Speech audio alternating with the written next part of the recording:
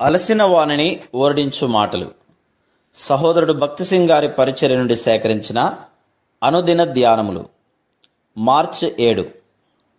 మీరు ఈ లోక మర్యాదను అనుసరింపక ఉత్తమమును అనుకూలమును సంపూర్ణమునయున్న దేవుని చిత్తమేదో పరీక్షించి తెలుసుకున్నట్లు మీ మనస్సు మారి నూతనమగుట వలన రూపాంతరం పొందుడి. రోమా 12:2. ఎవరైతే వివాహం చేసుకునబోచున్నారో వారి వివాహ విషయమైన దేవుని పరిపూర్ణ చిత్తమును ఎరిగిన వారై ఉండవలను. బాహ్యమునకు కనబడు దారిని బట్టి కానీ, శరీర ఆకర్షణను బట్టి కానీ, భూ సంబంధమైన ఆస్తి లేక లోక సంబంధమైన అర్హతలను బట్టి కానీ నడిపించబడకూడదు.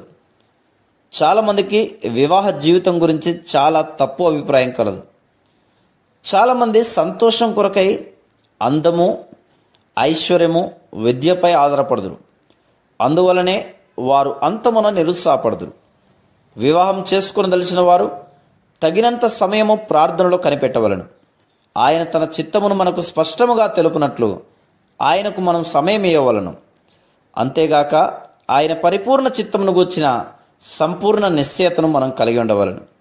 దేవుని వాక్యం, ఇందు నిమిత్తం మీరు అవివేకులు కాక ప్రభు యొక్క చిత్తమేమిటో గ్రహించుకొనుడి అని చెప్తున్నది.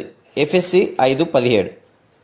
మీరు ఈ లోక మర్యాదను అనుసరింపక ఉత్తమమును అనుకూలమును సంపూర్ణమునై ఉన్న దేవుని చిత్తమేదో పరీక్షించి తెలుసుకున్నట్లు మీ మనస్సు మారి నూతనమగుట వలన రూపాంతరం పొందుడి.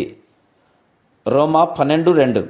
దేవుని చిత్తమును తెలుసుకొని ఆ ప్రకారం మనం చేసిన యెడల దేవుని దయను సహాయమును పొందగలం. పరలోకమందున్న నా తండ్రి చిత్తము చొప్పున చేయువాడే నా సహోదరుడును, నా సహోదరియు, నా తల్లియు. మత్తయి సువార్త 12:50 అని ప్రభు చెప్పాను. ఎవరైతే తిరిగి జన్మించిరో వారిలో నుండి యేసుక్రీస్తు ప్రభు యొక్క జీవము నది వలె ప్రవహించును. ఎవరైతే తిరిగి జన్మించలేదో వారిలో జీవం ఉండదు. అట్టివారు దేవుని చిత్తమును ఏమాత్రమును కనుగొనలేరు. అందుచేతనే వివాహం చేయక మునుపు జతపరచబడినై ఉన్న వారిని మీరు రక్షించబడితిరా? మీ పాపములు క్షమించబడినవా? మీరు నిత్య జీవవరమును పొందితిరా అని ప్రశ్నించుదుము. పెళ్లి కుమారుడు, పెళ్లి కుమార్తె వ్యక్తిగతముగా ప్రార్థించి వారు జతపరచబడే విషయంలో దేవుని చిత్తమును స్పష్టముగా తెలుసుకొనవలెను. రేపు ఏమి జరుగునో ఎవనికి తెలియదు. మన ఆరోగ్యం బాగుండకపోవచ్చును, మన పరిస్థితులు మారిపోవచ్చును, మనం ఎంతకాలం జీవించుదామో మనకు తెలియదు. అందుచేతనే మన జీవితంలో విషయమైన దేవుని పరిపూర్ణ చిత్తమును మనం తెలుసుకొనవలెను. 143వ కీర్తన 10వ వచనంలో దావీదు ఇలాగ చెప్పుచున్నాడు, నీవే నా దేవుడు, నీ చిత్తానుసారముగా ప్రవర్తించుటకు నాకు నేర్పుము. దయగల నీ ఆత్మ సమభూమి గల ప్రదేశమందు నన్ను నడిపించునుగాక.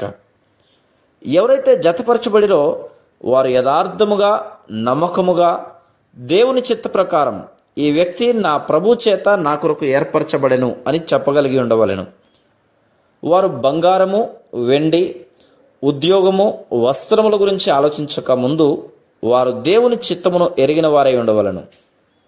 Praise the lord.